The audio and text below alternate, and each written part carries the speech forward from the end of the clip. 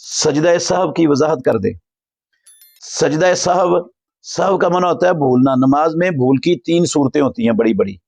एक है नमाज में भूलकर कमी हो जाए, दूसरा है नमाज में भूलकर इजाफा हो जाए, और तीसरा है नमाज में शक पड़ जाए।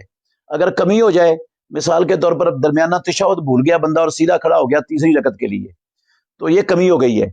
ऐसी सूरत में पूरा तशहुद पढ़ के सजदा सहव सलाम फेरने से पहले करना है और दूसरे सजदे से उठकर फौरन सलाम फेर देना। और अगर इजाफा हो गया है, मसलन 4 रकातों वाली नमाज थी, आपने भूल कर 2 रकातों के बाद सलाम फेर दी है, तो अब बाद में पता चला कि 2 रकातें पढ़ी हैं, 2 रकातें मजीद पढ़ेंगे। अब इस नमाज में 1 सलाम था लेकिन भूल कर 2 सलाम हो गए, ये इजाफा हो गया, इजाफे की सूरत है। या आपने 5वीं रकत पढ़ ली और 5वीं रकत के बाद तशहुद में पता चला कि आपने 5वीं रकत पढ़ ली है, तो फिर सजदा सहव का तरीका ये है कि आप पूरा तशहुद पढ़ेंगे और पूरा तशहुद पढ़ के दुआ तक दोनों तरफ सलाम फेर देंगे।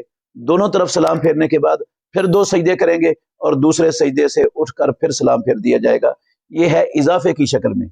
और जब शक पड़ा हुआ हो तो फिर 2 सूरतें हैं।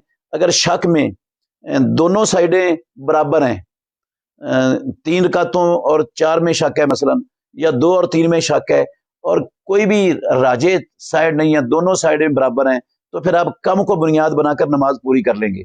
अगर 2-3 में शक है और राजे बात कोई नहीं है, गालिब गुमान नहीं है आपका कोई भी, तो फिर 2 को बुनियाद बनाकर नमाज पूरी करेंगे और आप सलाम फेरने के बाद जिस तरह इजाफे की शक्ल में सजदा सहव करते हैं उस तरह कर देंगे।